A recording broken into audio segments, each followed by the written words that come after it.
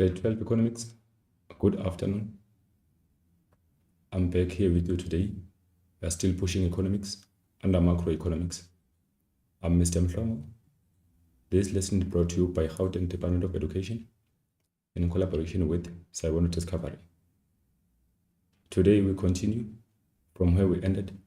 Remember, on our previous lesson we're completing the business cycle, but today we go further or move further to the public sector topic number 3.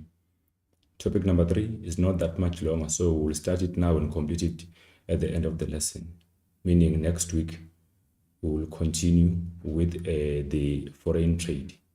So as for today, the main focus is on the composition of the public sector, necessity of the public sector, objectives of the public sector, budgets, fiscal policy, and public sector failure. Like I've mentioned before, if you don't know me, I'm Mr. Mhlomo, and I will take you through until the end of this lesson. Please join me. Let's check what I have for you. The following are the lesson objectives that will be achieved during the course of this lesson. Also be reminded that this topic is not new to you. The topic was covered in grade 10, term 2, when we're doing grade 10. So at the end of this lesson, you'll be able to do the following. You will be able to discuss in detail public sector objectives or macroeconomic objectives. You will be able to illustrate and explain Lafayette curve. Also be able to explain or define or describe tax bracket.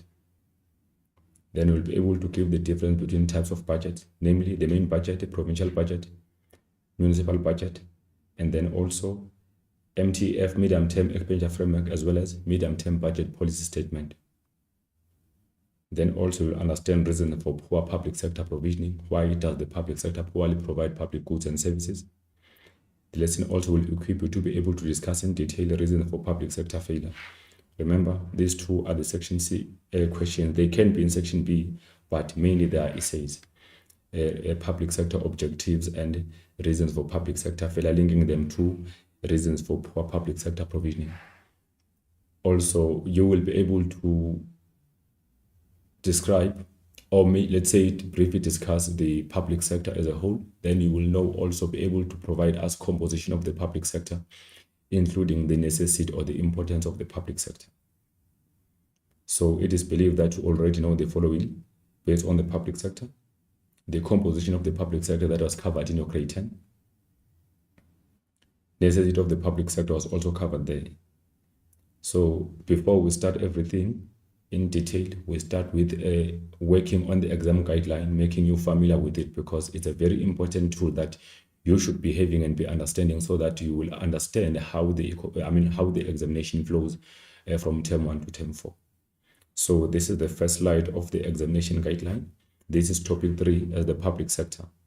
So it is important that you are able to briefly discuss or explain the composition and the necessity of the public sector. You need to know what is the public sector composed of, where we talk about national government, which is the central also in the state, provincial government and local government. We talk about also public corporations or parastatals, and then we talk about also judiciary system that's a part of public sector. And then also the necessity, why is the public sector necessary? It exists to provide public goods and services. Remember, public sector doesn't supply because it's not the market, it provides, it makes provisions. And then also to conserve resources. Remember, it is important also for the government to conserve resources, because the market sees the environment as a common resource to create wealth. Whenever they see resources, either they are renewable or non-renewable, they exploit them to make the profit. So it is important for the state to intervene and ensure that those resources are protected, so that they can last longer, so that they can be protected and prevented from extinction, because some of them are endangered. If they can be over-extracted, they will never be recovered. And then also to manage the economy. It is important also for you to understand that the public sector or the governance exists to manage the economy, so that the economy can be able to meet the needs of the entire society. And then also as for public goods, to provide public goods and services. Yes, the public sector exists to make the provision of public goods and services that are very much important for the welfare of the nation. In this situation, we talk about goods that are provided by the government to all social members. However, Remember, these public goods differ into two. We have collective goods and community goods. If we talk about the collective public goods, we refer to public goods that are only provided to those who are willing to pay for them.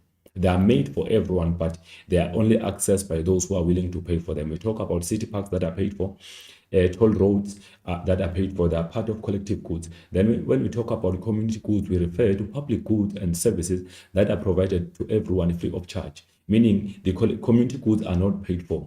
They are free of charge to everyone. Also, if we check collective goods, they are paid for, but it's not just the price. They have user charges or levies imposed on them. Why are these levies imposed on these goods and services? Levies are imposed on collective goods so that the government can be able to maintain that particular infrastructure. It's not for profit motive, but it's for maintaining that particular infrastructure, keeping it clean so that it can last long. But community goods are free of charge. We call them free riders because they are given to everyone free of charge. We talk about the likes of street lights, traffic lights, etc. And then we will go further to discuss or briefly discuss reasons for poor public sector provisioning. To answer why does the public sector poorly provide public goods and services in the society, we talk about lack of accountability. We know that accountability is when someone explains his decision making based on income and expenditure. Taking a responsibility or being responsible for your own actions is accountability. So we know that in South Africa, like as a developing country, we lack accountability. Our public officials are not held accountable more regularly on their actions based on income and expenditure. So that alone results to poor public sector provisioning. Remember, we'll be discussing two principles of accountability, namely the participation as well as, we talk about the participation, which is a part of the fact that in South Africa, we have a democratic right to vote. As we vote, then we have a right to hold our politicians or our officials accountable because we are the one that put them in their positions. So that participation include when people are not happy or when the society is not happy with a particular decision, they can write formal letters in a form of petition, or they can also embark into social protest as to hold their leaders accountable. We talk about transparency. Remember, if we talk about transparency, we mean having to disclose a certain information to the society so that they can be able to hold officials accountable. For instance, if ever the Minister of Finance presents the budget speech, is trying to be transparent to the entire society so that the society can find it easy to hold the office accountable. So it will be difficult for anyone to hold someone accountable without starting with transparency. There must be transparency first to explain how much was allocated or how much was made available in the particular office. When that office then failed to provide goods and services that were discussed to be provided, then they can be held accountable because as society we are well informed that they were indeed given budget to take care of us as a society. So it is difficult really to hold someone accountable without knowing if there is any fund provided to them to serve the society or not. So transparency is a key so that you can easily hold some offices or officials accountable. And then still on the lack of accountability. In South Africa, the accountability occur in the parliament where the president himself answers some questions to parliamentary members based on income and expenditure or even some decisions. We call that accountability. And then also different government departments are also held accountable. Ministers will be called there to answer some questions based on their departments. Also, the Auditor General, we call that one AG, take a responsibility also to audit or take care or analyze books for each department, province or municipality to check if public funds were used effectively or not. Then there will be accountability also in that situation. Then we talk about assessing needs. We know that in South Africa, or let's say in the public sector, it is difficult to really assess needs because the government does not make use of demand and supply. But what does it use? It simply has to screen number of people residing in the area and also discover what are people need in that particular community so that goods can be provided. So the government in South Africa uses the census system to collect data where it uses what we call the head count to discover how many people are residing in the particular area so that it can be easily for the government to make the provision of public goods and services in those communities. So it happened that the stats or information is inaccurate. If this info is not accurate, that can lead to poor public sector provisioning. And then we talk about pricing policy. We know also that the public sector does not have a proper mechanism to set prices, unlike the private sector that uses demand and supply. The public sector or the government does not have a working policy on setting prices, because for the government to set the price on the public goods and services, it must consider three effects. We talk about economic impact, social impact, and political impact. Those should be considered before the state attach the price on the public goods and services. So also the other challenge is that goods will be provided inefficiently, because some of the public goods are provided free of charge. Like we talk about free riders or community goods, they are free of charge. So the government have to fund those businesses to produce those goods and services in order for those goods to be provided in the society, because they don't bring any revenue into the state. Also, we talk about some of the public goods are provided through user charges. So those user charges are actually administered prices. Those are the prices that are imposed to be below equilibrium so that everyone can have access to them. So there is no profit that is received by the government or public sector entities by selling those goods and services, but user charges are imposed to keep that infrastructure existing, to maintain the infrastructure even for long term. It's not mainly for profit. That's why then it will always be difficult for the state to provide public goods and services effectively and efficiently within the society. And also some public goods are provided through, they're highly subsidized, like water and electricity, they're subsidized, meaning the government does not get much revenues from them, which means there might be an issue of lack of funding from the state, which will delay or make it difficult for the government to provide public goods to everyone at the right quantity, right quality, and the right time. Then we talk about parastatals. Remember, parastatals are businesses that are established by the government to provide some public goods and services on its behalf. They are owned by the government. So these businesses are facing some challenges such as corruption. There's a high level of corruption in parastatals, which result to inefficient provision of public goods and services. Also, there is lack of funds from the government side. So if the government does not have enough funding given to these parastatals, they will provide public goods and services poorly within the society. And then also, we have an issue of incompetency. Our public officials or those people working for those parastatals, some of them are incompetent. They are simply employed through the cadre employment or deployment. And then those people in there, they lack skills that are relevant for them to provide public goods and services efficiently. Also, the apathy become a reason, because if public officials or public workers are apathetic, they tend to be ignorant, and then they don't really provide public goods and services efficiently. We talk about also bureaucrats. If ever public officials are bureaucratic, they follow rules and regulations beyond control without providing some public goods and services. Then privatization and nationalization. So here we simply encourage that privatization is very important, because it results to what? It results to efficiency of markets, because it attracts more businesses to enter the market since there is less government intervention.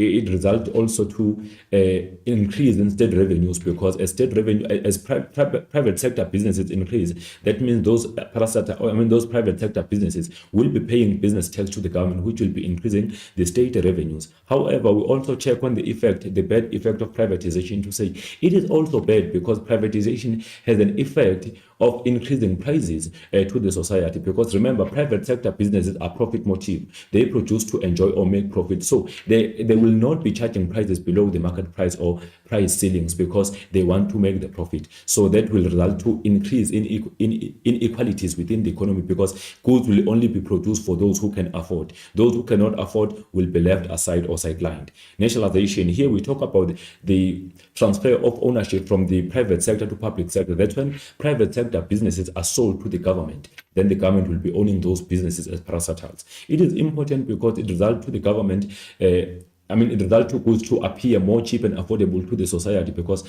the state ensures that when it determines prices, it considers those three effects I mentioned above. However, it can be bad because it increases burden on the state. Remember, parastatals are funded by the government. So should the business be nationalized, that simply means government have to intervene and fund that particular business throughout this budget constraint that we are facing as a country.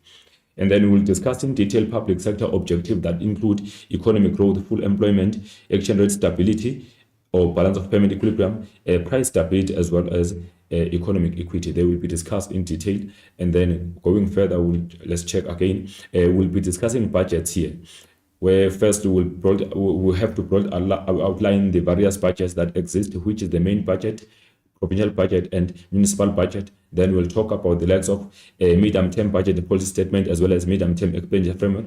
Then also we will also discuss the following variables, like the likes of features of what we call fiscal policy. We'll discuss fiscal policy briefly with its characteristics, with its functions, and then also by drawing the Lafayette curve also in there. And then going further, we'll also discuss reasons for public sector failure, stating the what we call the what we call these ones, explain what we call features or characteristics of the public sector failure, which is called ineffectiveness as well as inefficiency. Then we'll discuss in detail reasons for public sector failure as well as effects of the public sector failure. Remember, this one is an essay also. So there are two essays here. We talk about reasons for public sector failure as well as at the back, public sector objectives. So the following are the concept, the budget, a document that details expected revenues and projected expenditure, and then a bureaucrat, an official in the government department, central or national government concerned with national issues, e.g. safety and security.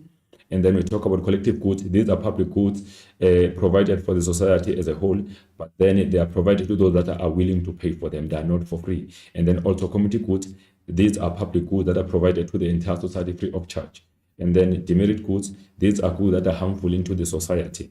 Deregulation, we talk about removal of unnecessary laws and regulation and bylaws within the country. Continuously with terminology, direct taxes, these are taxes that are not shifted or transferable to the end user, e.g. pay as you earn. Indirect taxes, these are tax levies on the sale of goods and services. They are transferable from one user to another. And then local government deals with local issues within the town or municipal area. Merit goods, these are goods and services whose provision has benefits for the user. They are beneficial into the entire society without any negative externality. Monetary Policy Committee decides on the country's monetary policy. A medium-term budget policy statement, the government statement setting out the 3-year budget rolling. And then a medium-term expenditure framework, MTEF, estimated income and expenditure for 3-year period or 3-year rolling. We'll continue. Nationalization, this is a transfer of ownership from the private sector to public sector. Public goods and services, these are goods provided by the state to social members. And then regional government deals with economic and other issues specific to a region or province. Regulation, putting laws in place to regulate activities. State-owned enterprises, these are businesses owned wholly or partly by the state and run by public authority, e.g. ESCOM and SAE. And then a value-added tax, an indirect tax on goods and services consumed in the economy. So this is the lesson body. We will talk about composition of the public sector, talk about necessity or the importance, and then we'll talk about factors contributing to poor public sector provisioning, and then also we'll talk about public sector objective as an essay. Remember, I said this one is a part of section C, so you discuss in detail. And then also we'll talk about the budget, different kinds of budget, namely national budgets or central budget or main budget, talk about provincial budget as well as municipal budget. And then also we'll talk about fiscal policy briefly, including incentives and disincentives, characteristics, as well as functions of fiscal policy. And then Lafayette curve will be drawn and be explained, where we explain the relationship between tax rate and tax revenues. And then also reasons for public sector failure will be discussed. Then we'll discuss effects of the public sector failure. Then we explain what is meant by the public sector. So remember, public sector is the part or the portion of the economy that functions to do what? To take care of some what we call it, some part of the economy. So it's a portion of the economy that composes of levels of the government and state-owned enterprises. So this is a part of the economy that is controlled and managed by the government. So levels of the public sector include central government, provincial government, as well as the local government. Remember, if we talk about the central government, we mean the national government. Then provincial is a regional, and then local is also a municipal government. And then central government focus on national issues such as national defense and international relations. So safety and security is for national governance, including international relations. And then we check provincial government is concerned with the provincial issues such as housing, healthcare, and education. These are the parts that are taken care of by the provincial government. And then local government is concerned with municipal issues such as water supply as well as electricity, maintaining roads within the municipality, and then traffic control as well as refuse removal, or we talk about sanitation. That's a part of the local governance responsibility. Then the composition, this is the composition. We have national governance, provincial governance, local governance, as well as public corporations. So let's check here. That part of the public sector is responsible for overall running of the country. In this case, we talk about the national governance. Then the governance is controlled by the political party that wins the most votes during the election. The central government consists of various government departments which are responsible for developing national policy, making legislation, and coordinating service across all 9 provinces. Central government is managed by President, the Cabinet, ministers, and members of Parliament. And then the central government focuses on national issues such as national defense and our external relations with the rest of the world. We call those ones international relations. So that's our national government. It also includes public service organizations such as the Council for Scientific and Industrial Research, CSIR, and the Bureau of Standards, SAPS. And then we talk about, as well as the large number of commissions such as Human Rights Commission and Commission Board. Then provincial government. So that's a part of the public sector that deal with economic issues specific to the given region or the province. There are 9 provinces, as we know, in South Africa, and each of them are governed by their premiers. And then provincial government is managed by the premiers and MECs, members of executive committees. And then provincial government is mainly concerned with regional issues such as housing, health, services, and education. Then we talk about the local governance. This part of public sector that deals with local issues within towns or municipalities. So it doesn't go further to the province. Those smaller portions of municipalities. Then local government is managed by mayors and city councillors. And then there are 3 different types of municipalities. We talk about metropolitan. These are the largest ones, local municipalities as well as district municipalities. So remember, metropolitans are the biggest ones. Then we go to the last 2.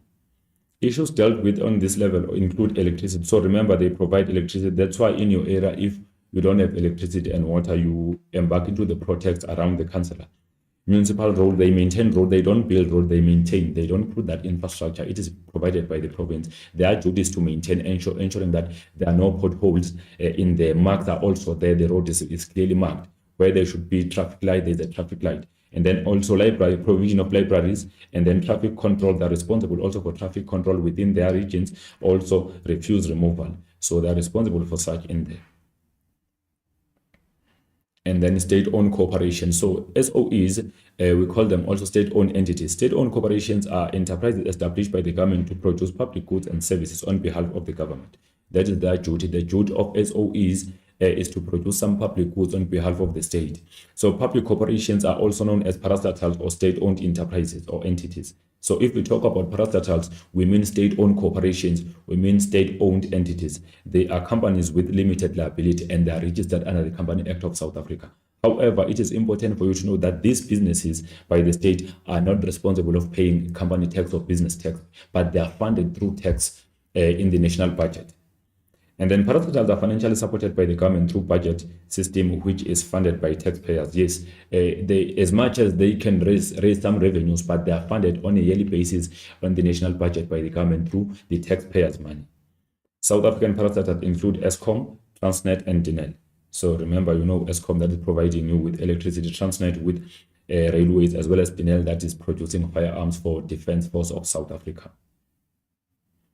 Why is the public sector necessary? To provide public goods and services, to conserve resources, also to manage the economy. So it is important for you to know that public goods and services are provided by the government. Why they are provided? They are provided to ensure that there is an improvement of wellness of the society. Also to ensure that inequalities are reduced, because some people cannot access some public goods if they can be provided by the market, because remember, the market provides all goods based on the price and the market force. So if they have to be provided through money, all of them, some people cannot access those public goods, which will be widening economic inequalities. Goods and services provided by the state for use by all members of the society. 3 groups can be distinguished. Community goods, we talk about these goods, the goods that are provided free of charge to the entire society. No one have to pay for them. E.g., we talk about Defence Force, we talk about street lights, traffic lights, etc. And then also collective goods. In there, we talk about goods that are provided by the government to everyone that is willing to pay for them. In this situation, we talk about the likes of oceans, part of oceans, city parks, we talk about drainage systems, etc. So these things are provided by the state, as they are provided by the state, but they are only provided to those that are willing to pay for them. If we are maybe one is driving through the road with toll gates, you cannot pass through without having to pay. That's a part of that's an example of what of collective good. It is not the free rider, because user charge is separated from being a free rider. Free riders are only community goods because they are made available to everyone free of charge. We talk about the street lights, traffic lights. We don't pay to access those public goods and services.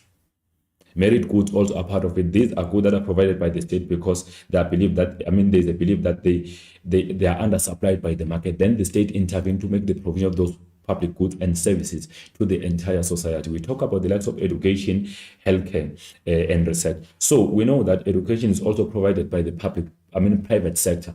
However, the private sector is very much cost effective, meaning not everyone can afford these goods if they are provided by the private sector only. Therefore, the state intervenes to provide these goods as merit good to the society. Those that are not that are unable to afford them from the private sector, they access this in the public sector. Education, we talk about public healthcare services. Then we talk about also the defense force is a part of what we call merit goods. They are beneficial into the society. They don't contain any negative externality. And then it exists to conserve resources. So government has to intervene to protect the environment. So remember, I once told you that whenever the market or private sector sees the environment, it sees it as a common resource to create wealth. So the market can overconsume some natural resources in a way that they can be exploited. Remember, some of the resources are in danger. They are in danger of extinction. So, and once they are completed or they disappear, they will never be also be gained. They will never be reversed. They will be lost forever. So it is important for the state to intervene and protect some of the natural resources that are in danger so that they can last longer even for future generation. Most of this will be discussed in our last chapter of grade 12, which is topic number 14. If the government is exposed to insensitive and even careless use of use it may also be damaged. So if ever these natural resources are not protected or not taken care of, they are carelessly used, they can be damaged and they can never be recovered at all. The private sector is profit driven or profit motive.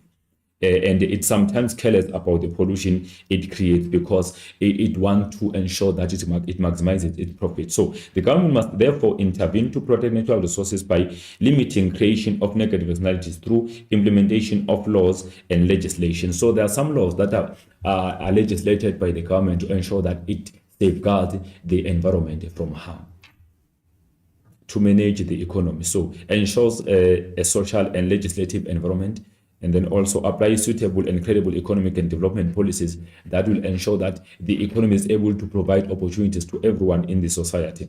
The government can use fiscal and monetary policies as well as other policies to manage the economy. And then also promote policies that ensure equal opportunities for all members of the society. That's when we reduce economic inequalities.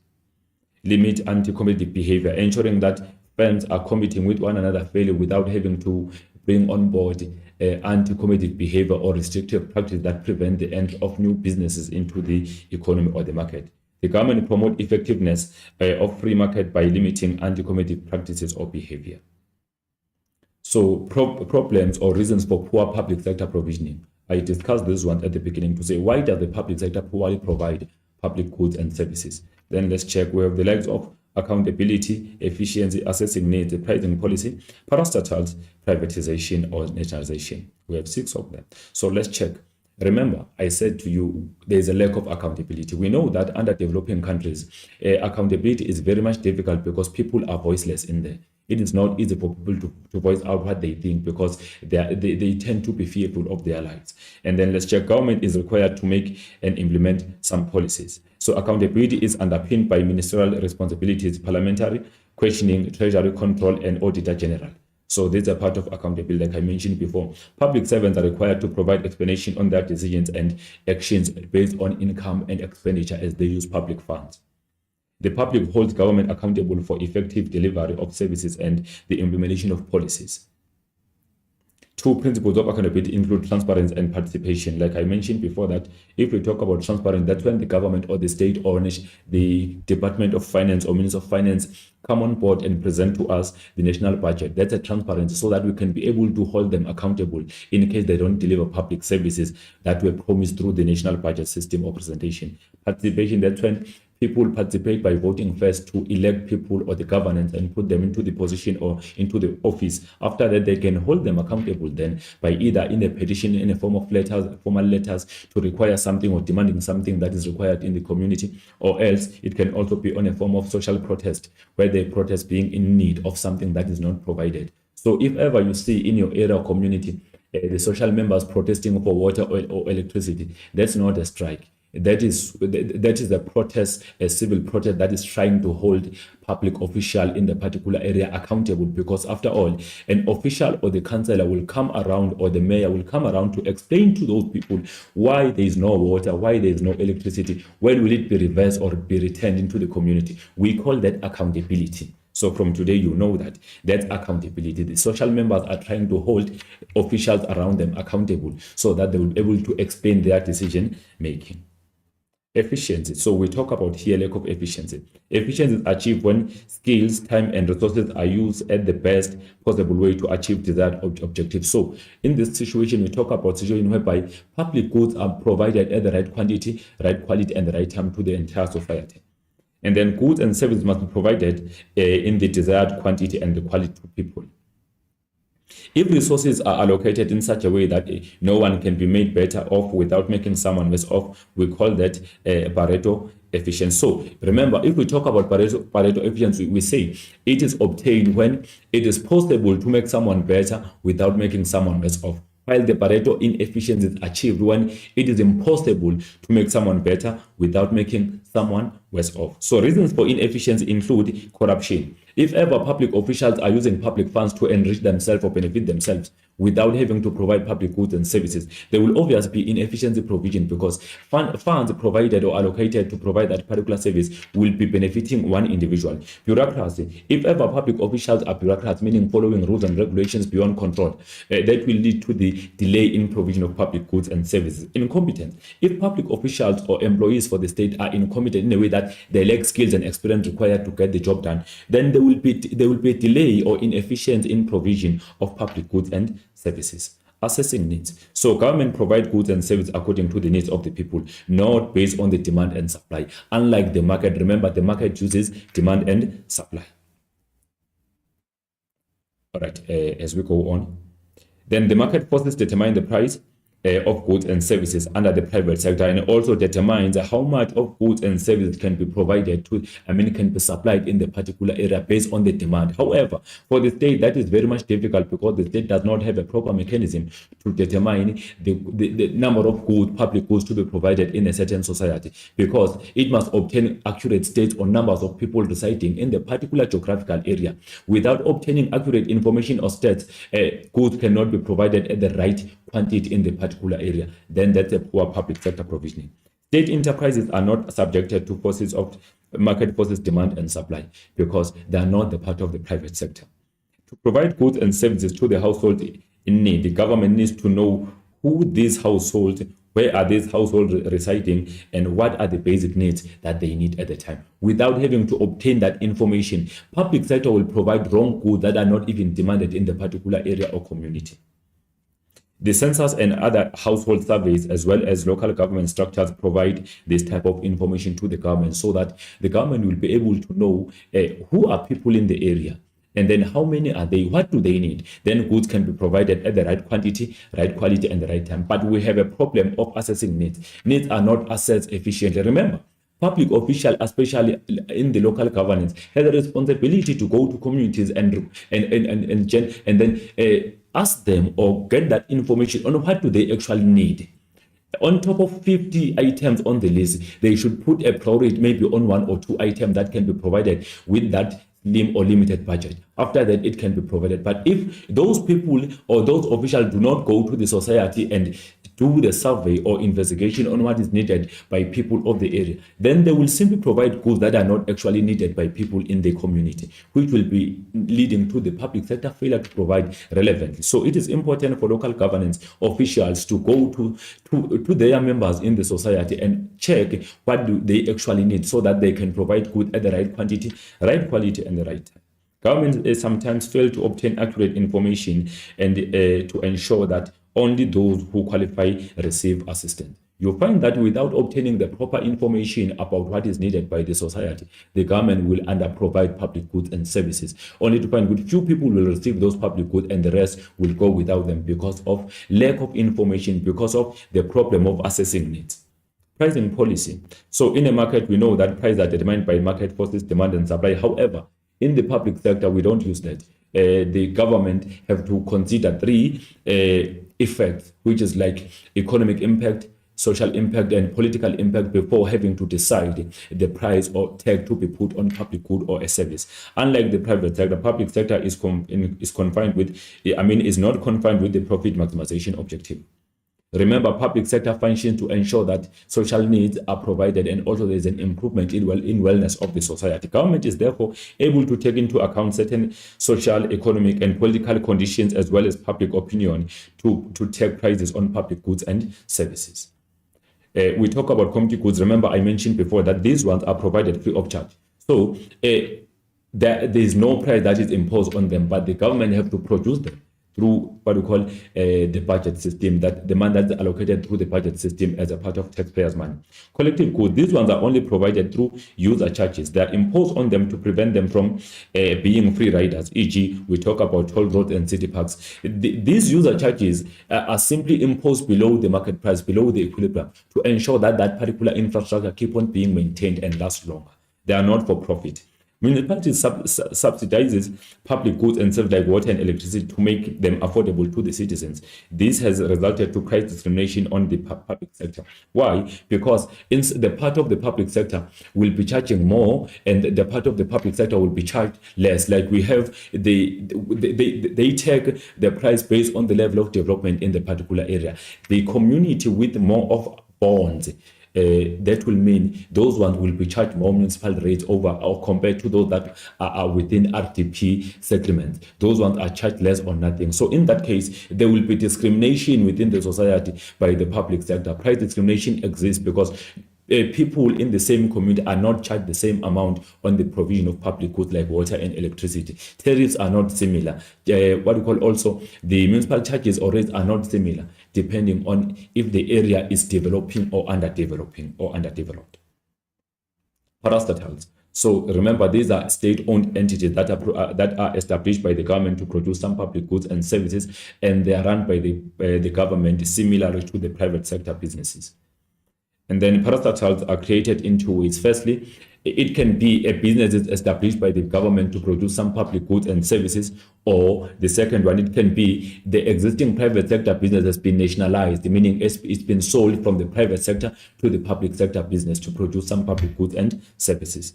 And then in South Africa, state-owned entities or companies are having limited liability. They have to comply with the accounting requirements of the Company Act, and they must be registered. South African parts that include the likes of Eskom, Denel, and Transnet. Remember, they are not responsible of paying tax to the government. They don't pay company tax, but they are funded by the government through taxpayers' money on the national budget. Parastatals are funded by the government on the national budget through taxpayers' money, like I've mentioned. Privatization and nationalization. So privatization, like I've mentioned before, is a transfer of function of ownership from the public sector to the private sector.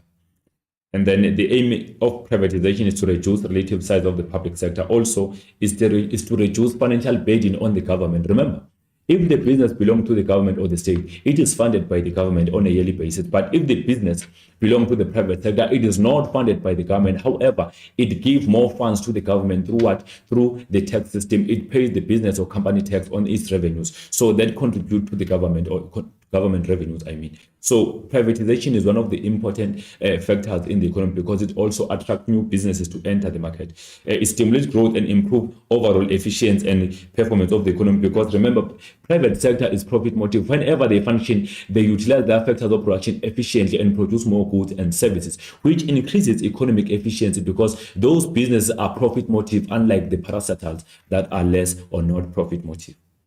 Privatization provides additional funds to the government through taxes, like I've mentioned before. Privatization attracts the foreign direct investment into the economy because remember, if ever the government does not intervene that much into the economy, private sector is always attracted to enter the market, which include the FDI that will be entering our market and also create more job opportunities through the cash injections. Nationalization is a process whereby state take over of private sector businesses. So this is when is a transfer of ownership from the private sector to the public sector, meaning the private sector business is sold to who? To the government or to the public sector. What is good about nationalization? It is the fact that nationalization has a good effect. It results to it results to, goods and services being provided at the lower cost to the social members and reduce economic inequalities. However, the bad thing about nationalization is the fact that it increases a burden or financial burden on the government. Remember, the government now have to fund this business as a part of parastatal so that it will continue with its operation. So in that situation, it will put pressure on the government or pressure on the government based on finance to keep providing the funding for the business. So that's a bad thing about it. Also, it increases economic inefficiency because we know that public sector businesses are not efficient. Also, we have the likes of inefficient due to the fact that there's high level of corruption, incompetency, apathy, and bureaucracy. So there's a high level of inefficiency, and also it discourages foreign investors from entering the market or South African economy to compete, because that means the government intervene too much into the economy if most of the business belong to the state. Then let's continue. Now we go to the next one, which is the public sector objectives. So this one can come in your examination to say discussing detailed public sector objectives or macroeconomic objective, which is our economic growth, full employment, exchange rate stability, or balance of payment equilibrium, price stability, and economic equity. These are the targets that have been set by the government to be achieved at a certain period of time. Each and every country has got its own target, but these ones are common because we call them macroeconomic objectives. Each country wants to achieve economic growth so that it will be able to serve needs of the society. Each country wants full employment so that people can live the decent standard of living. Each country wants to have the stabilized exchange rate so that it will be able to be competent in the global market. Each country wants the prices that are stable enough so that it will be able to create opportunities for all, so that there will be stabilizing effect on inflation, exchange rate, as well as economic growth. Each country wants to have economic equity in a way that there are less economic inequality that exists within that particular nation, in order to have everyone living a decent life. So these are the public sector objectives. So can be used in the mnemonic to remember the following headings. Firstly, we have FEB, which is E, economic growth, F, full employment, E, exchange rate stability, and then P, price stability, and then E, economic equity. You can remember through these two. Remember this, what we call it, this listing. Remember, whenever you come across this question, this will be a mark, a mark, a mark, a mark, and a mark. Then going further, you have to start discussing. Then we talk about economic growth. Remember, if we talk of economic growth, we define economic growth as the increase in the production of goods and services of the country, or the increase in the productive capacity of the country, or the increase in the real GDP of the country. So that's economic growth, or the increase in economic activities. That's one definition. And then economic growth is also the increase in the economic activities of the country. So it's still economic growth. But whenever you have to discuss, you provide one definition. So how do we measure economic growth? Economic growth is measured through the real GDP. Now you have to know what is meant by real GDP. Real GDP refers to GDP figures that have been adjusted for inflation, or that are not affected by inflation, or GDP figures where inflation effect has been removed to discover the actual growth trends of the economy. So real GDP refers to GDP figures that have been adjusted for inflation, or they do not have inflation effect. To measure economic growth, the nominal GDP is converted to real GDP. What is meant by nominal GDP? Remember, nominal GDP refers to GDP figures that have not been adjusted for inflation. Those are GDP. That is what we call GDP at current prices, while the real GDP is a part of GDP at constant prices or base year prices.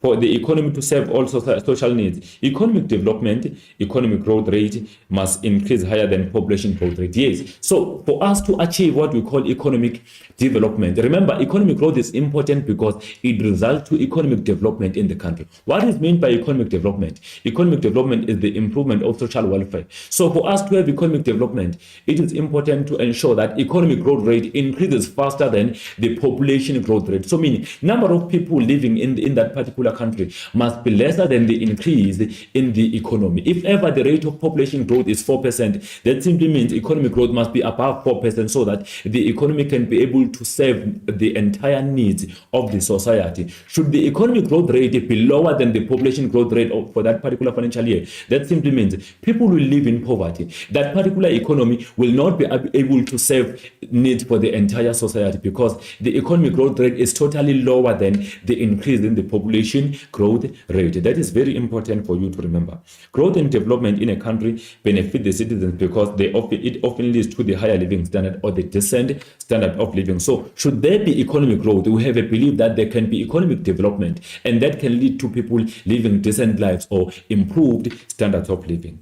So in South Africa, the government implemented the likes of GEA, growth, employment, and redistribution in 1996, and GP in 2012 to ensure that there is also the increase in economic growth and also economic absorption, as well as ensuring that it focuses on labor-intensive industries, as GESA, which is Accelerated and Shared Growth Initiative for South Africa. So these are some economic growth policies implemented by the government to pace or to ensure that it improves economic growth in the country.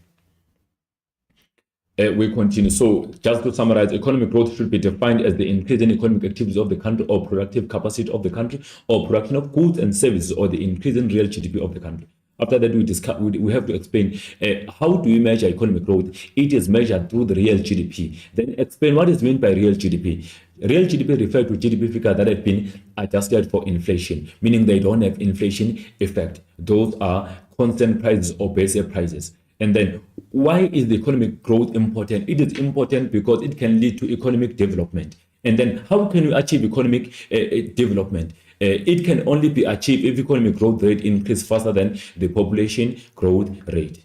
And then, full employment. Then remember, full employment is obtained or occurs when all economically active population that have been active looking for jobs are employed. If we talk about EAP or economically active people, we refer to people that are aged between 16 to 65. Those people are regarded to be economically active. So if those people have been actively looking for a job for the past few months, employment is the most important objective for the government, because if people are employed, they tend to earn income and improve their living standard. So that's why it's a very important objective for the state. Employment rate is measured through by considering number of people employed and economically active population. So the unemployment rate in South Africa has decreased from 2024. It was 34.5%. In 2025, has dropped to 31.9% according to the latest information of stats. So that's the effect that is required from you. And then we continue the full employment. So high level of unemployment has an effect on the less demand. People tend to demand less goods and services because if people are unemployed, they tend to have no or less disposable income, which will lead to social instability. What do you mean by social instability? We mean there will be high level of crime, high level of poverty. So there will be theft and everything in the society because of people are unemployed. So for them to earn living, they will be involved in bad activities, which will be resulting to social instability. So the government emphasizes on supporting the informal sector businesses as a part of a mechanism to ensure that it reduces unemployment and increase the employment rate within the country. Because if we have informal sector businesses, there is an opportunity to self-employment and also creating some minor job for people that are unemployed within the society. And then also the government also promote or support labor-intensive operations to ensure that people are employed over employing machines. This is also taking place in agricultural or farming industry. They remain a key industry to access employment subsidies. So the state also intervened by providing employment subsidies to those industries that are in need, so that there will be improvement of job creation, and also people can also be able to earn the decent salary above what we call above the poverty line. Growth, employment, and redistribution, which is GEA, as a strategy that was implemented to create positive climate that was conducive for employment creation in the country. So GEA is one of those also policies that were implemented to improve employment within the country. And then remember, employment is very important because it leads to people living decent living standard because of their earned income. So if people are employed, that can result to them demanding more goods and services and also improving their living standards. Our South African unemployment rate dropped from 2024 in 2025 to from 34.5% to 31.9% currently. So that's a fact. So remember, full employment is the main objective for the state, because should people be employed, there will be social stability. But if people are unemployed, there will be social and economic instability. The exchange rate stability. So in this situation, we check exchange rate, remember, is the currency of one country in relation or compared to another country's currency. We compare different world currencies here. You can compare a rand to the dollar. Then in that case, you discover the exchange rate in which the rand can be sold, can be sold to dollars or can buy a single dollar. So what is meant by the exchange rate stability? You must be careful here. If we talk about exchange rate stability, we don't mean that the exchange rate or the currency is stable. Well, I mean, it's constant. We mean it is not appreciation and depreciating over time. As much as it appreciates, it does not appreciate with huge margin. As much as it depreciates, it does not depreciate with a huge margin. Most of this will be learned on the next lesson next week, where we'll be talking about the foreign exchange markets. But it is very important for you to know that if we talk about exchange rate stability, we don't mean the exchange rate is constant. It can appreciate and depreciate, but with a minor limit, not with maybe huge values. So it should appreciate with less values. It does not have huge gap of appreciation or depreciation. Then we can say that's exchange rate stability. So the South Africa uses the free floating exchange rate, which is then determined by the effect of market forces, demand and supply. That is the current that can appreciate and depreciate without any limit. Other kinds of exchange rate that are available in the world include the controlled or managed floating exchange rate, as well as the fixed exchange rate. So it is very important for the country to have the stable exchange rate, because that will create the good environment for investors. If ever the currency of the country is stable, does not appreciate and depreciate over time, that will be attracting investors to invest in the country, and that will allow them to guarantee their returns on their investments. But should the country have an unstable exchange rate, that will mean the country will be faced by an issue of uncertainties within the economy, because investors will not be willing to invest. Also, unstable currency have an inflation effect, because if the currency depreciates more often, that can lead to imported machines to produce goods and services becoming more expensive, which will lead to the cost push inflation that will occur within the country. So depreciation and appreciation of the currency creates uncertainties for producers, traders, and investors. So it should be limited. The currency must not simply appreciate and depreciate anytime with any huge limit, to ensure that there are certainties within the economy. So if ever the currency or exchange rate is vulnerable, that discourages investments within the country, because investors cannot guarantee their gains or returns over investing in the country. So it is important that the currency of the country remains stable, so that investors can be able to foresee possible returns and invest in the country with huge numbers. A stable exchange rate ensures countries competitive in the global market. If ever the currency of the country is stable, is not volatile, but is stable, that leads to the country becoming more competitive in the global market. It can export more goods and services to the global market, can also be able to earn huge currencies from the world countries, which will be improving the balance of payments. So if ever the currency is unstable, that can result to unfavorable balance of payments. It can lead to imports increasing faster than exports. Let's say our currency depreciates the most, loses the value. Imports will be more than exports into the country.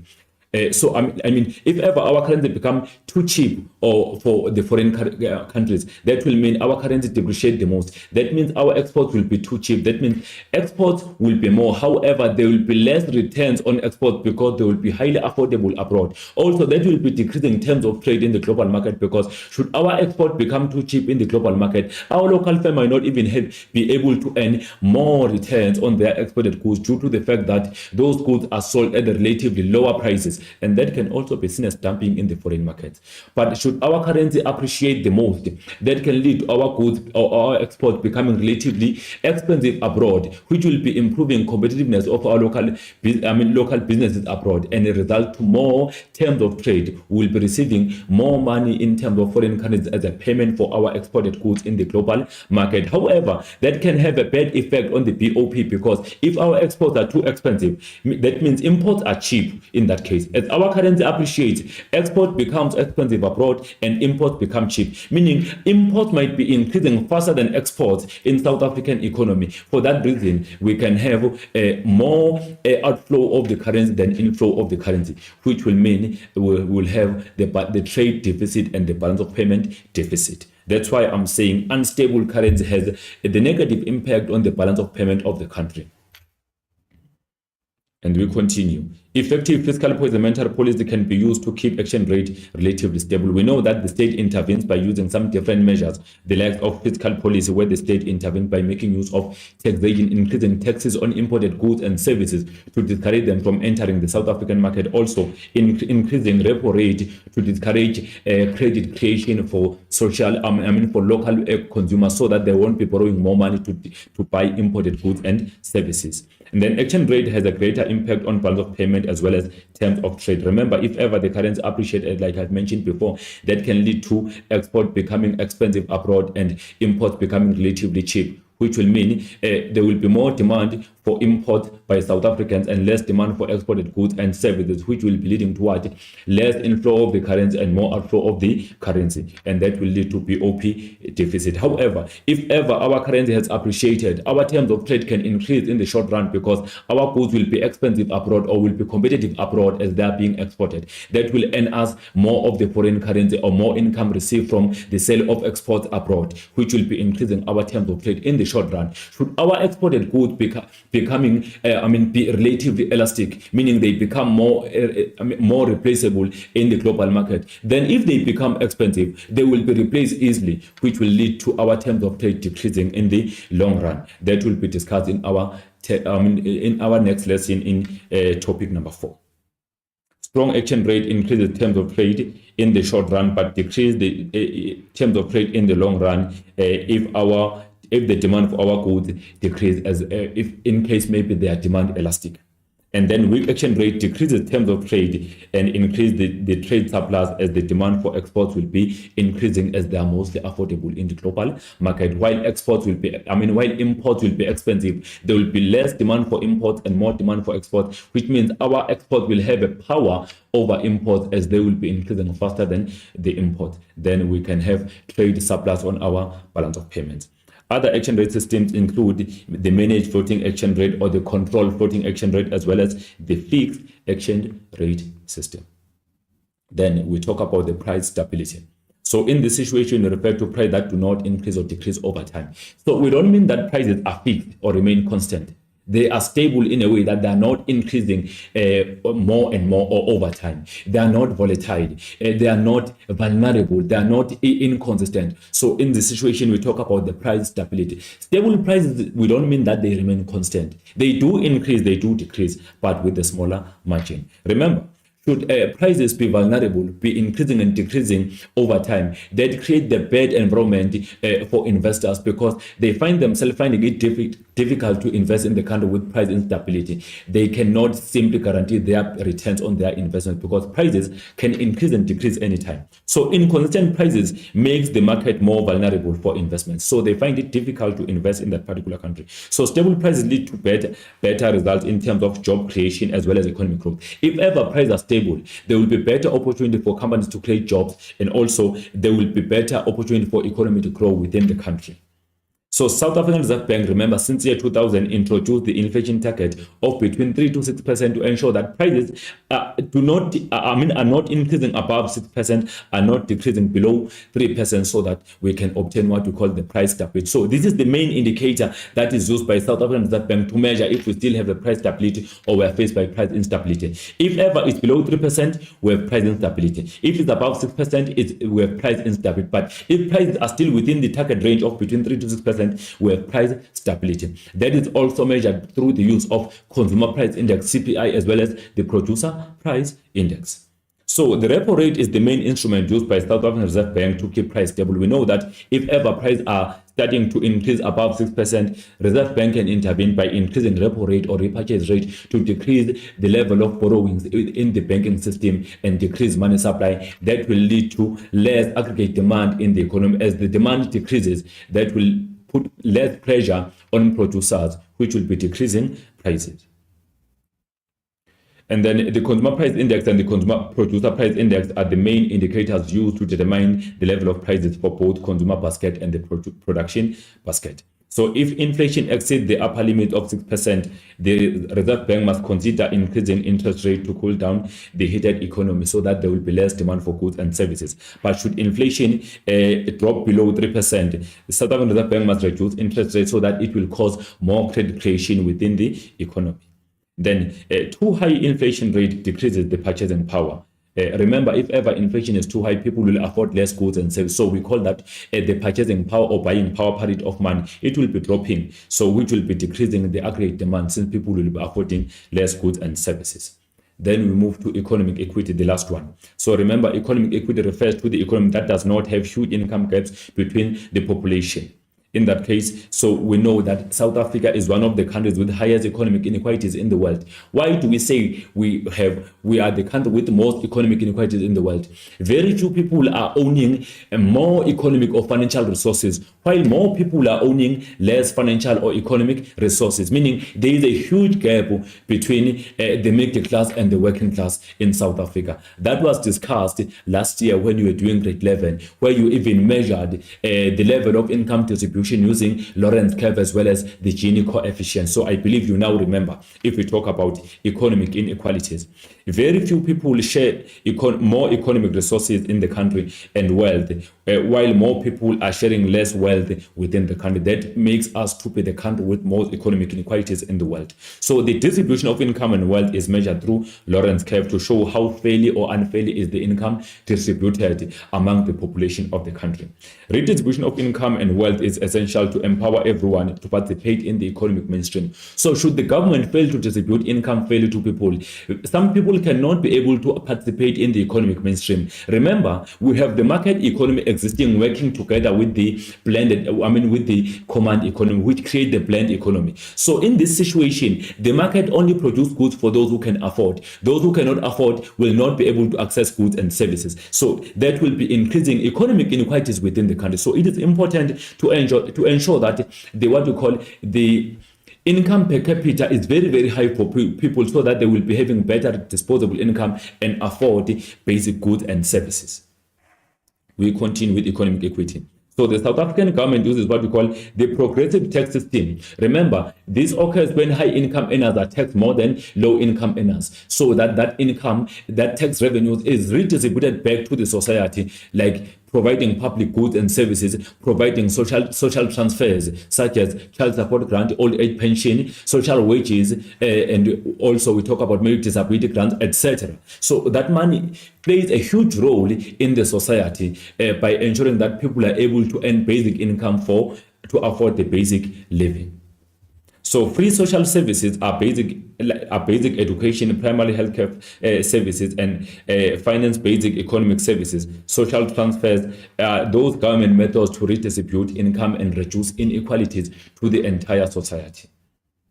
The legislation of minimum wage law and the use of administered prices also is an attempt to ensure that there are reduced economic inequalities. Remember, the state has introduced minimum wage law in some industries, like we talk about the likes of farming or agricultural industry, also domestic workers industry, as well as public works program.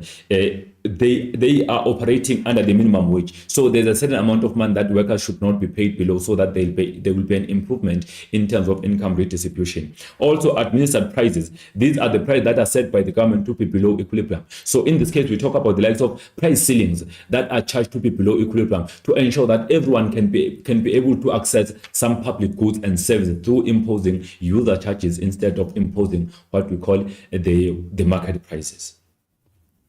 Then we are done with what we call public sector objectives. Remember, the question can come in to say discussing detailed public sector objectives together with the additional part. Remember, your main part will be 26 marks, additional part will be 10 marks, and then also introduction is 2 marks, conclusion is also your 2 marks. And then we talk about budgets now. So in this situation, I'll crack something for you that I think you already know, you were told by your educator. Our 2025 budget was supposed to be presented on the 19th of February 2025, but unfortunately it was not presented because there was a disagreement within the political parties in the parliament or parliamentary members over the budget. Remember, for the budget to be legislated, or for the budget to be made officially, it must be voted for by parliamentary members. So there was an issue or the conflict over the value-added tax that was suggested by the Ministry of Finance or Department of Finance to be increased. So that increase in VAT, remember the impact of it. It was going to, it will lead to what? It will lead to increase in selling prices for goods and services in the market, and resulting to people not affording goods and services, which will be increasing, or it will be decreasing the real income. It will cause also what we call the inflation as a part of the cost push inflation, or administered inflation, let me say. It will cause administered inflation because if VAT increased by 2% from 15% to 17%, that will mean goods will be expensive in the market for everyone. Value-added tax increase does not only affect employed people, it affects everyone, because remember, VAT as a part of indirect tax is transferable from one user to the end user. So that will be a challenge. So we will wait and see. It has been postponed to the 12th, to be presented on the 12th of March 2025. So we'll wait and see if the tax will remain constant or it will be increasing. But it's one of the challenges that we are now facing. Remember, I think last week or last week, I spoke about the new economic paradigm whereby public officials make use of government policies effectively and also make use of fiscal and monetary policy effectively to ensure that economy is well smoothed. However, in this situation, I once introduced to you that on the last week of January, Reserve Bank intervened by decreasing repo rate by 25 basis points. So, which is 0.25%. That was an expansionary monetary policy to increase the economy. Now the government comes on board to do what? To implement expansionary fiscal, constructionary or restrictionary fiscal policies by increasing value-added tax. Now these policies are working against each other. Reserve Bank is increasing or stimulating the economy, allowing us to borrow money and spend in the economy so that there can be improvement of welfare. On the other hand, the Department of Finance and the government now are acting against that. They want us we borrow money through the cheaper action rate, the cheaper repo rate, and then that money is taken by the government. As we borrow money, we spend on goods and services. That money is collected by the government now through value-added tax. So these two policies, fiscal policy and monetary policy, already now they are working against each other if ever value-added tax is being increased, because you try to bring more money supply in the circulation as the Reserve Bank, and then the government now increase value-added tax to make everyone suffer within the economy, because value-added tax, like I've mentioned, it affects everyone in the economy because it increases the price of goods and services in the market. Also, it's a disincentive to produce because it increases the selling price, which discourages producers from producing more due to the fact that and then consumers will be demanding less. So that's the story about the budget. Remember about the budget speech that was mentioned to be presented on the 19th but could not stand, was postponed on the last hour. So let's check also what happens. We were talking about the reason for poor public sector provisioning. So that was simply announced on the last hour of the budget speech. So now what does that mean about the public sector? Now be open-minded. For parliamentary members to be there in the parliament or hall where the budget speech was going to be presented, they must be booked for the flights. There must be accommodation allowance or provided by the government. There must be food preparation. So since that was done efficiently, but the budget speech could not stand, how do you expect the public sector to provide public goods and services efficiently if there will be wasteful spending? That money was wasted to make some bookings for parliamentary members, but now it could not stand. There will be some rebookings again for them for the 12th of March 2025. So that gives you a problem of the public sector poor provisioning. Let's go on. So these are budgets that we'll be discussing: the main budget, medium-term expenditure framework, as well as medium-term budget policy statement. So the main budget. So this is the document which is expected, which contains expected income and expenditure for the particular financial period. And then it is the statement of the government's planned expenditure and anticipated income for the fiscal year. Remember, our year financially begins on the 1st of April and ends on the 31st of March the following year. So the budget is the most important item on the economic calendar. Like, it's very important, and historically it was postponed for the first time on the hills of South Africa since we started to have the governance. So that also says something about the governance that is leading us currently. So it is very difficult, really, as economists, to have some better predictions, because now the budget was not presented. We don't know what was affected. People are sitting now vulnerable, not even knowing if ever their taxes will be increased, or there will be some funding, there will be increase in some transfers, etc. So it creates uncertainties within the society. So that's importance of budget. Like I told you, the budget presentation is a part of transparency by the government, so that we can easily hold them accountable. The main budget is presented by the Minister of Finance in the Parliament, who is currently Mr. Enoch Godongwana, and will be presented on the 12th of March. It's normally presented on the last week of February, but now it's been shifted to the 12th of March. So we don't know now what is going to happen. It's no longer now the last week of February currently. We cannot guarantee that, because it's been shifted from the official date, which was 19th, to the 12th of March of 2025. The government financial year stretches from the 1st of April to the 31st of March the following year. So our financial budget will start, the previous one, or the current one, is ending on the 31st of March, and the new one will be starting on the 1st of April, and will be ending next year, 2026, on the 31st of March again. The main budget is one year layout income and expenditure of a country. It is a 1 year, so it is planned for 1 year. Then every year we continue to plan a budget. Then main budget continues here. Financial resources are distributed across various government departments for the fiscal year, whereby the Minister of Finance presents how much is allocated for the particular department. So let me simply take you back. How is the main budget presented? This goes this way. First, we have medium-term expenditure framework, MTEF, whereby we project what we call income and expenditure for the 3-year period. That's also where we estimate our income and expenditure. We check how much can we be able to raise in the period of 3 years, and what are we going to use, which are the sources of that particular income. After that, we have MTPPS, which is the medium-term budget policy statement, which will be there to review possible changes that have occurred since the presentation of the main budget until the last week of October. That's when now we check what have been the changes over the current budget. In that situation, the different departments of the government submit their requisitions and their planned income and expenditure to the Department of Finance, so that it can be compiled to create or compile the main budget for the following year. So the MTEF, MTBPS are very instrumental on the compilation of the main budget for the following year. So it is authorized by parliamentary members and signed by the president to become the law. So our current budget that was supposed to be presented was not authorized by parliamentary members. That's why it is regarded as something that is not existing as so far. The financial year of the government runs from 1st of April to 31 March the following year. That has been mentioned. The main source of income for the state is tax. The state also uses borrowings and the sale of state assets or businesses as a source of income. Budget deficit occurs when the state uses most of borrowed revenues than own revenues to finance its budget. Then we can have a budget deficit. If ever the money we use is mostly borrowed than the money that we have, then we can have a budget deficit. Then the medium-term expenditure framework. So it's a plan of estimated revenues and expenditure which run for the period of 3 years.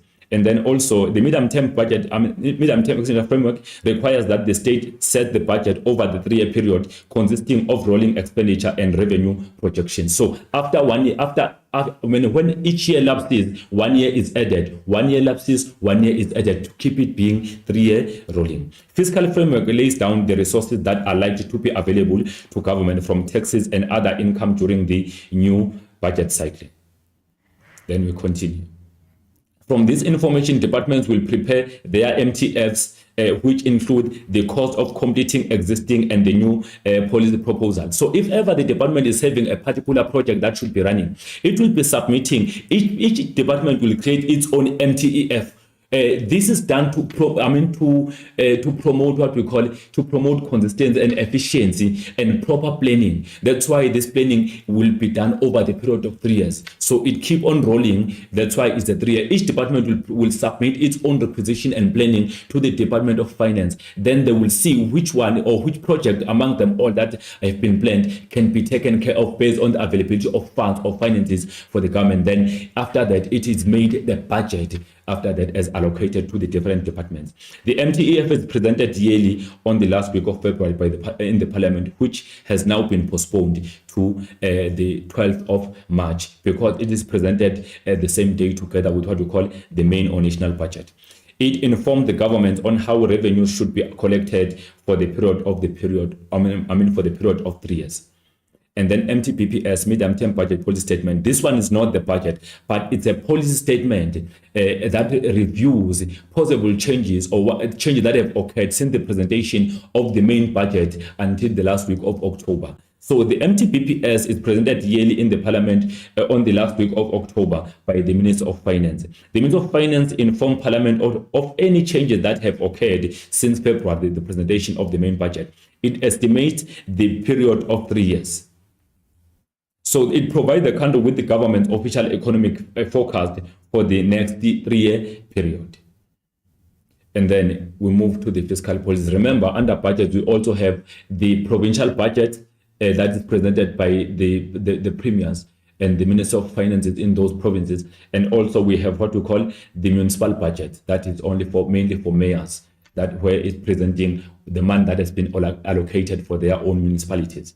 Then we move to the fiscal policy. So remember, for the budget, you must be able to distinguish between the different types of budgets. Like we talk about MTEF and MTPPS. Be able to give the difference between those two. Also, know the connection and the link between what we call the MTEF, MTPPS, as well as the main budget. How do they correlate? How do they relate? Because they actually relate. MTEF will be there in a 3-year rolling where businesses, where different government departments will provide their planned expenditure for the period of 3 years. Then that will be compiled to the nation's MTEF. And then MTPPS will be reviewing possible changes and providing the framework in there. So in that situation, there is the link because they both inform the main budget for the following year. So you must know the relationship between these three, MTEF, MTPPS, as well as the main budget. Also know the difference between them all. Then the fiscal policy that has been discussed before on our what we call the business cycle, but now we deal with it straight. We remember fiscal policy is the policy by the government that is composed of taxation, government spending, as well as government debt, which focus on influencing economic activities within the country.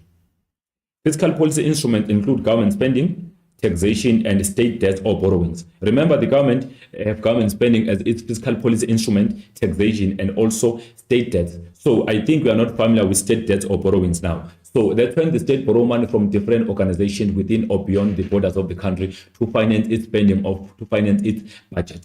So we call that one government debt. So they are used to increase the government expenditure. Like I mentioned before, that on our main budget, we happen to have budget deficits whereby most of money or income we use to plan our budget is mostly borrowed from different organizations or different countries or international organizations. Then the income or money that we have as a country that creates the budget deficit.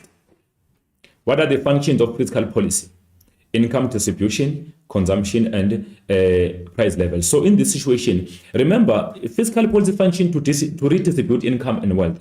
How does it happen? The government uses progressive tax system whereby high income earners are taxed more than low income earners, and that income is given back to the society and the economy, where it benefits the disadvantaged or underprivileged people the most, so that they can be able to get basic living. Where there are social transfers, public goods and services, free education, free healthcare services. That's a part of distributing. Consumption or demand. Remember, whenever we affect taxation, will affect also the demand for goods and services. In the situation of the government increases value-added tax, real income will decrease, meaning the consumption on goods and services will be decreasing. But if the state can intervene by reducing value-added tax or personal income tax, there will be more disposable income on the pocket of the consumers. Therefore, they will be demanding more goods and services. So it has an effect on the consumption and then the price level. Also, should the government intervene by increasing what we call the value-added tax as a part of indirect taxes, that will be increasing the selling price for goods and services. So the price level is affected. Also, if the state can intervene by lowering the value-added tax from 15%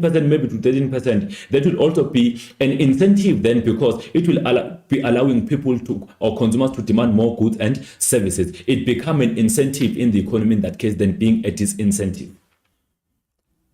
Then there is income distribution, like I've explained. Progressive tax scales help to distribute income more evenly, and then regressive tax scales will with income distribution even more uneven, if ever it's regressive, whereby low income earners are taxed more than high income earners. Proportional tax scales have no influence on the distribution of income.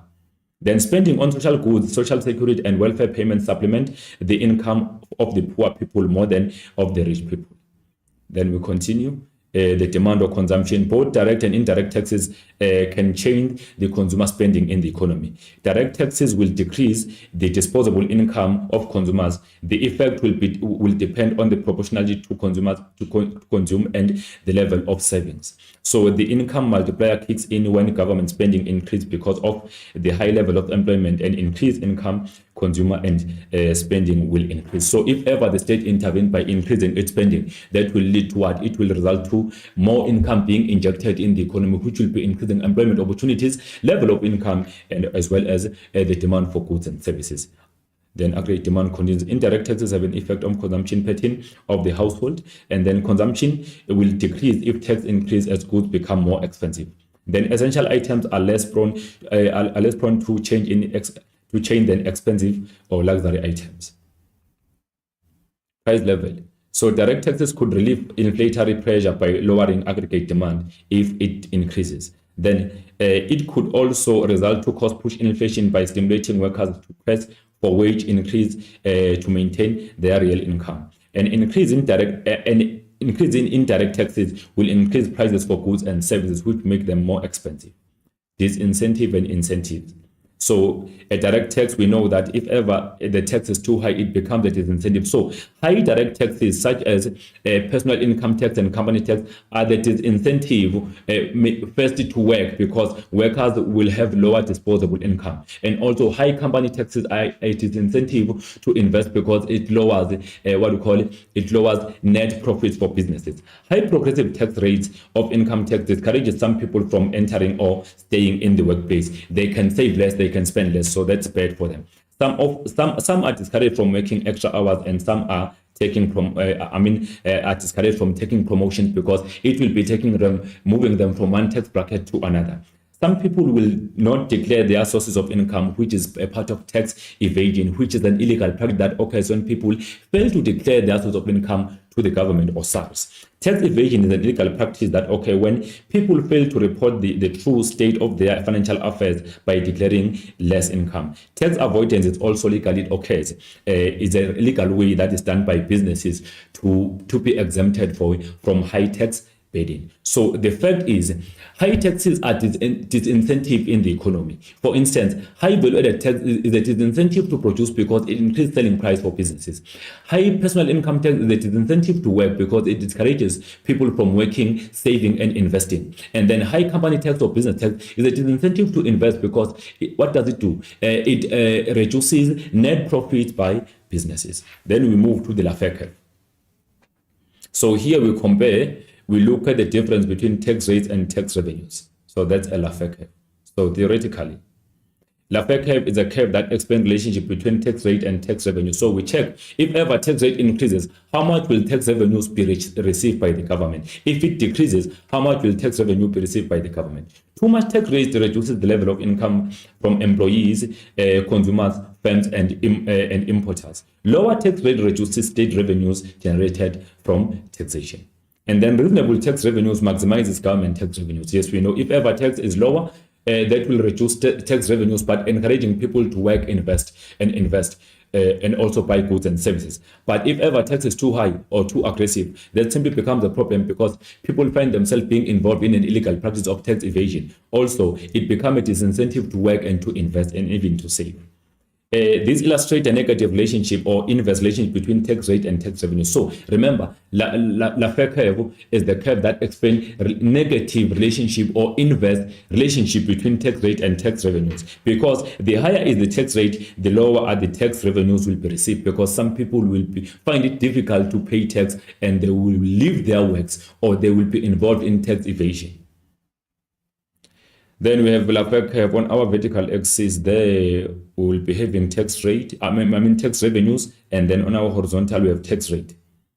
There we see at 100, if ever the tax rate is how much, let's see. Okay, let's check. I will go based on tax rate before tax revenues. Okay. Then firstly, if tax rate is 10%, tax revenues receivable is 60 million or 60 billion, if you can say that. And then if tax rate increases to 40%, the state will be receiving 100 billion or let's say 100 billion of tax revenue, which is the maximum.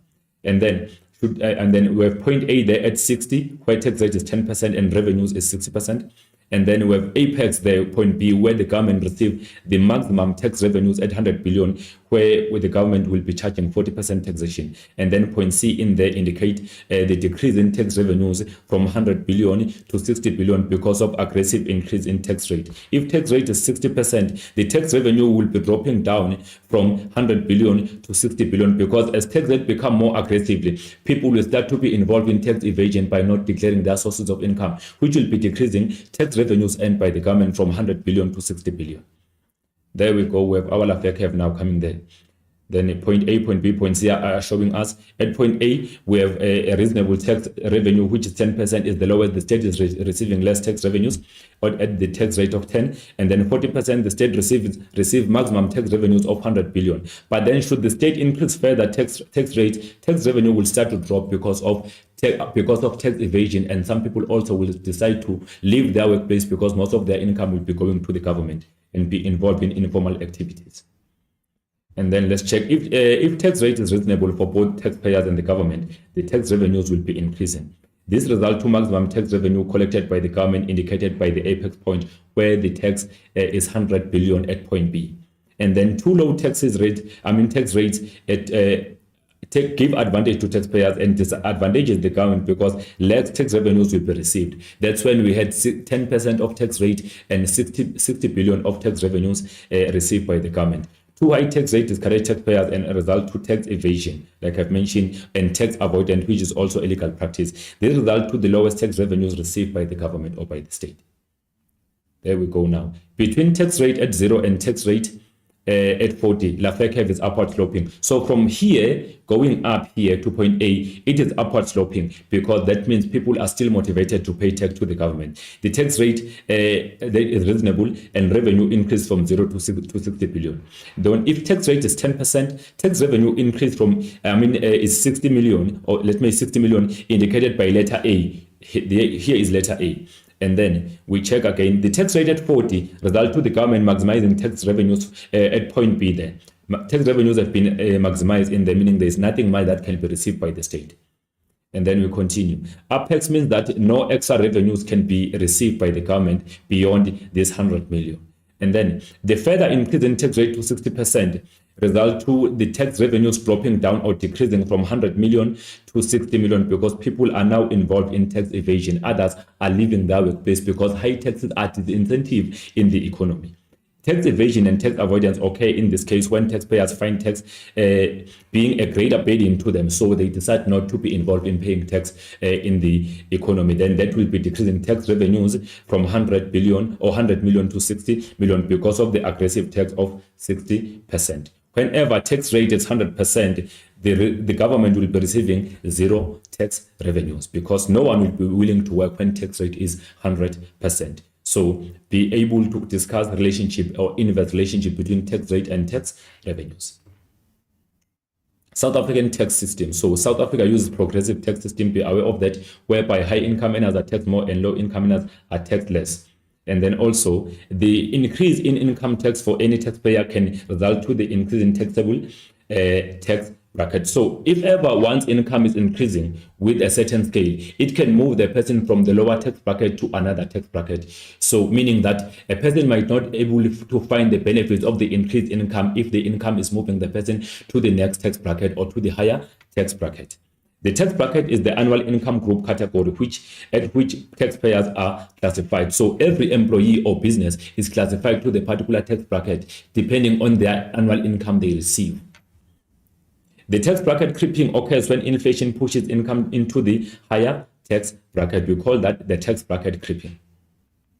So these tax rates are mainly for 2023-2024 financial year, not for the current year, because currently, as for 2024-2025, the budget has not been presented, so we don't have any new stats. We are using the previous stats here, which talks about 0 to 237 or 237,000, then that is 18%. So if you earn this amount of money, 237,100, you are taxed 18%. But if you are earning about 237,101 to 370,500 per year, remember this is per annum. That means you are the part of 26% because we plus 42,678. And then if you earn 370,501 up to 512,800, you are the part of 31% tax rate. So this is per year, also per annum. So going further up to 1,817,001,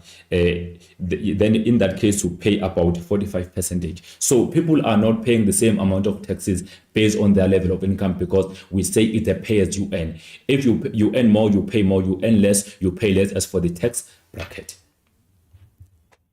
And then public debt as per percentage of the GDP.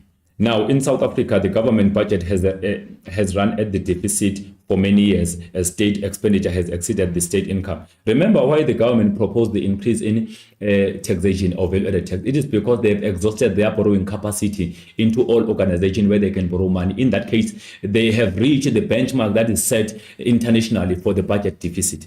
So the deficit rule states that the shortage on the budget should not exceed 3%. So that means South African government have reached the 3%. So borrowing further to finance the budget will not be okay. That's why they are trying to increase value-added tax so that they can try to collect quick funds in order to finance their spending again.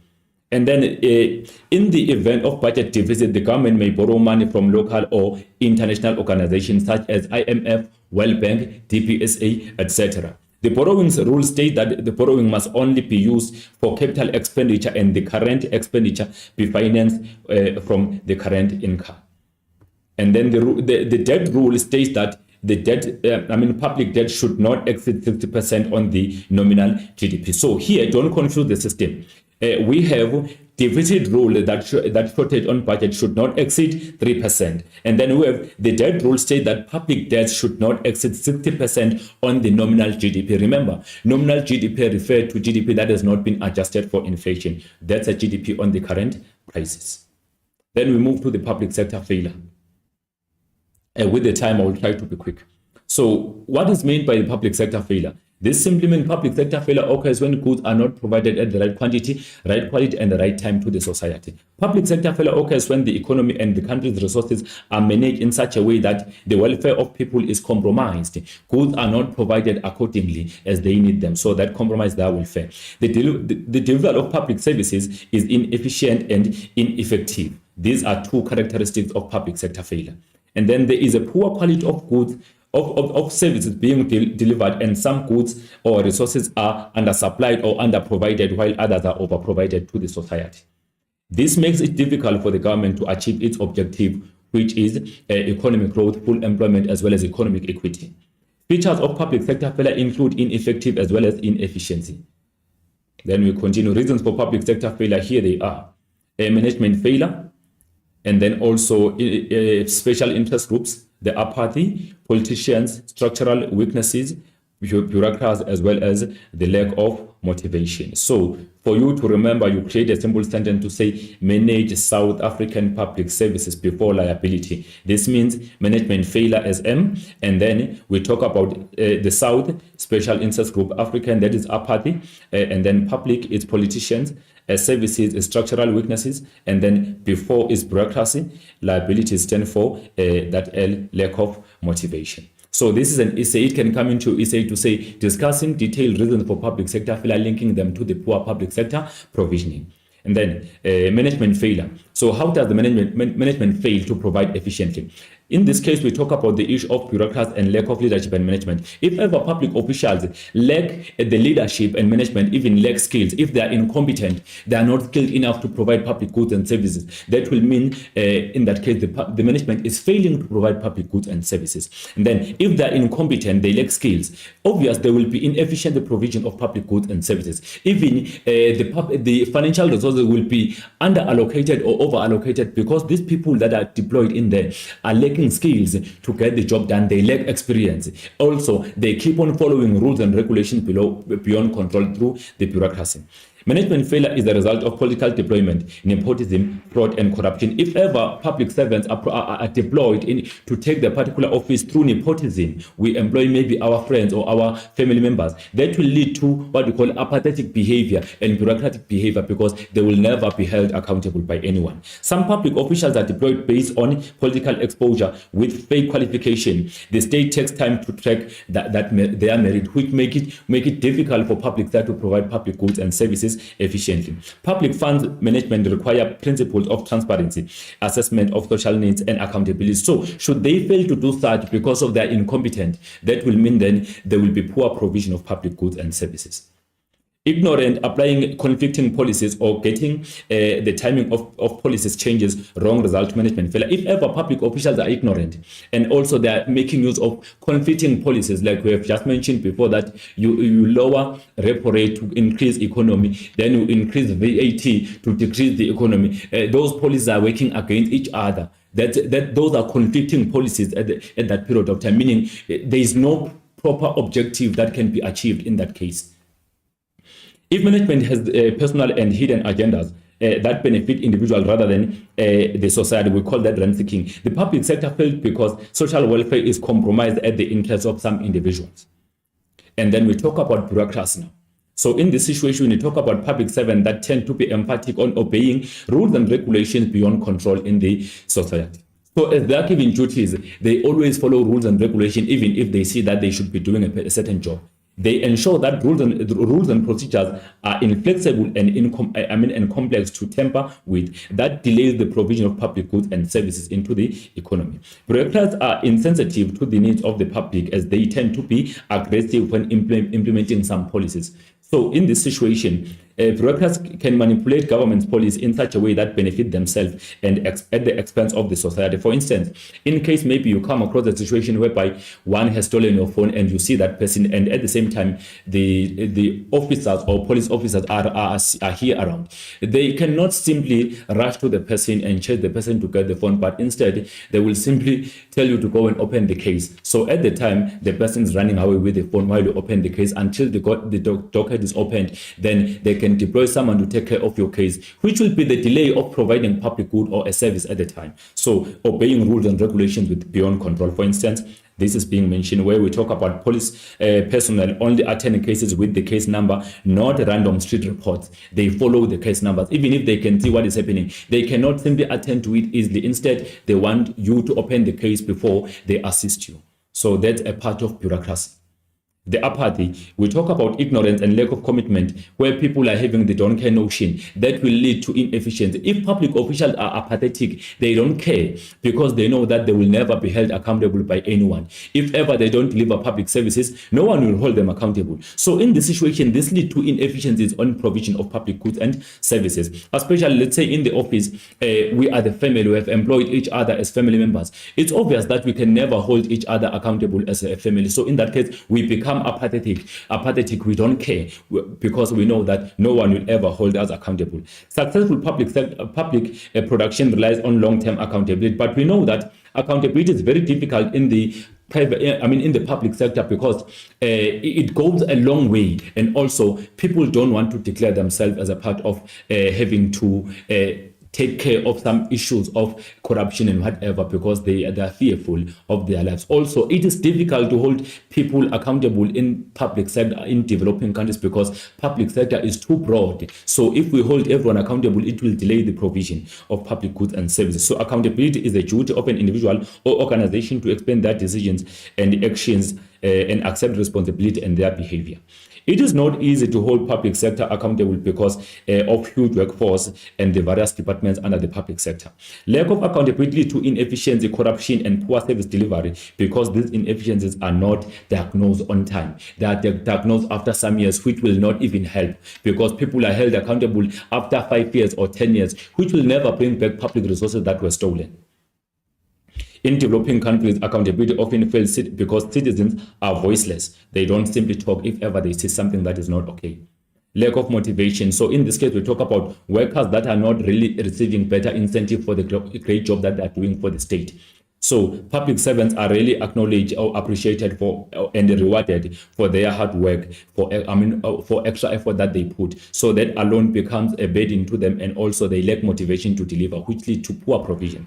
The public sector tend to be more emphatic on penalties and misconduct rather than setting principles that acknowledge extra efforts by their workers. In that case, people tend to be demotivated and do less to provide public goods and services.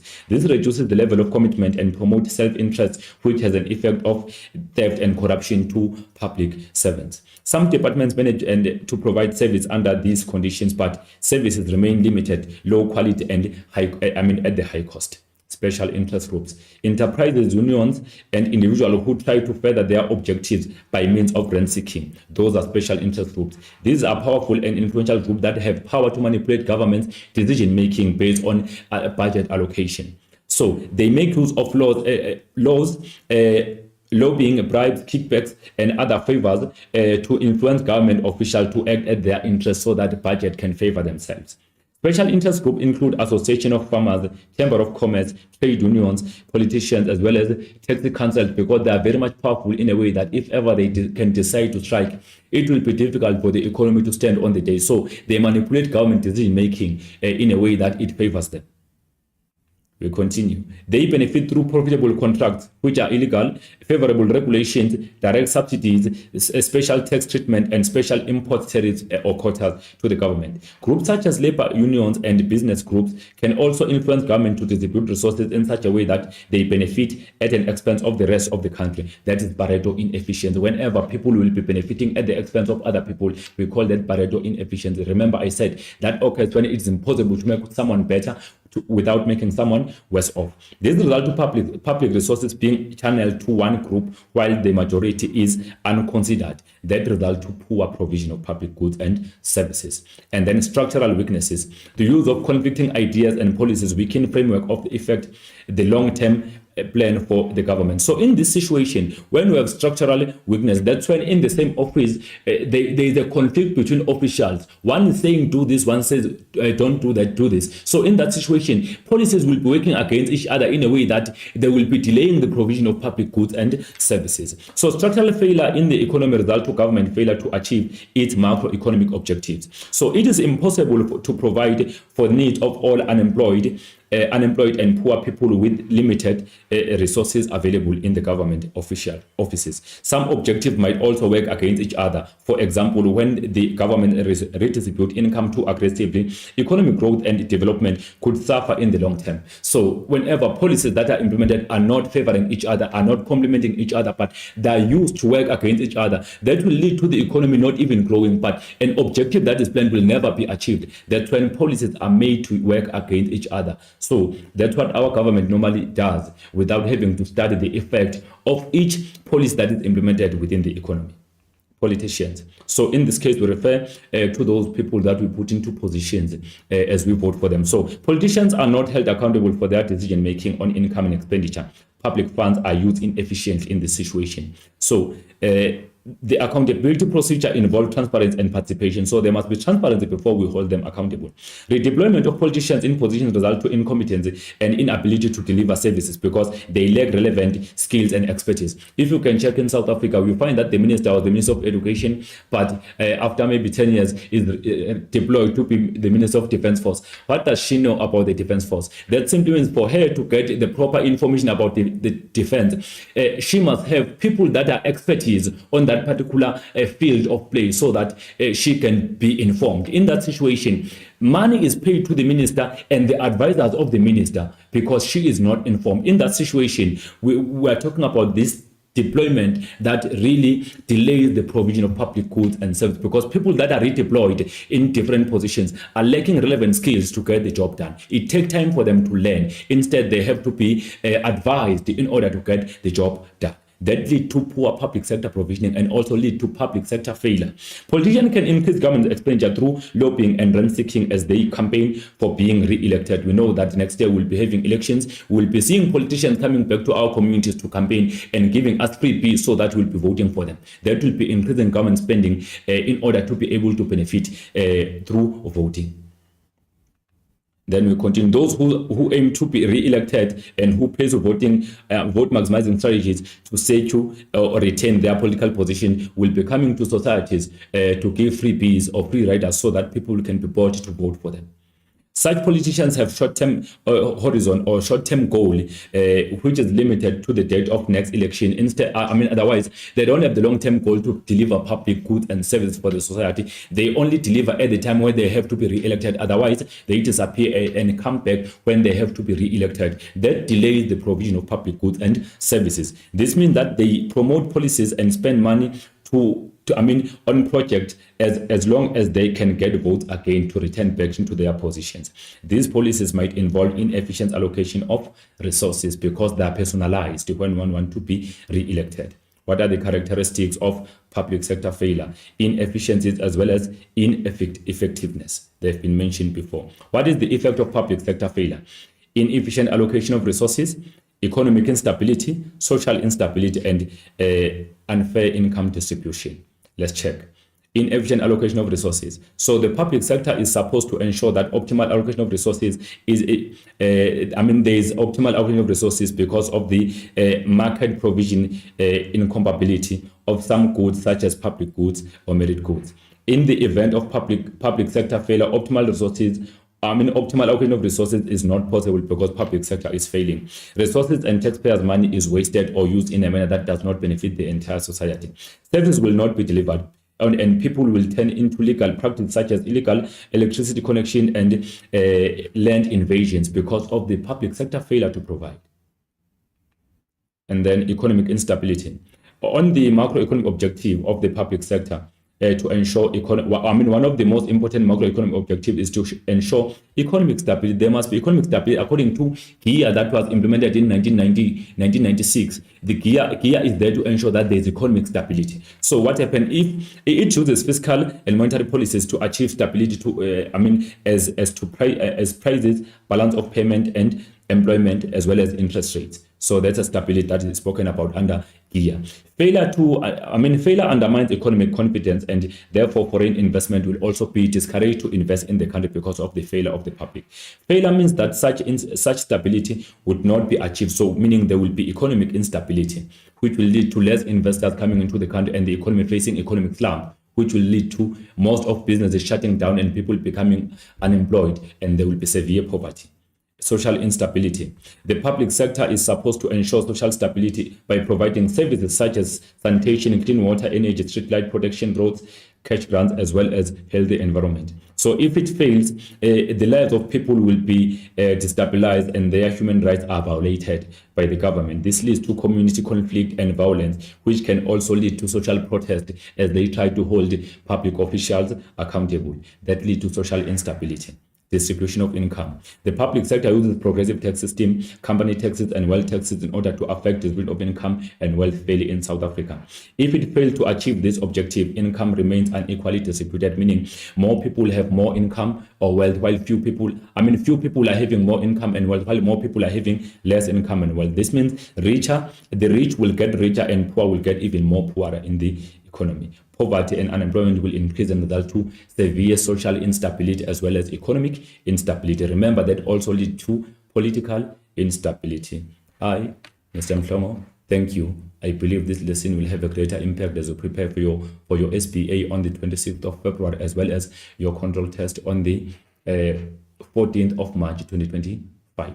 I thank you. We meet again next week when we'll be doing the foreign exchange markets or international trade.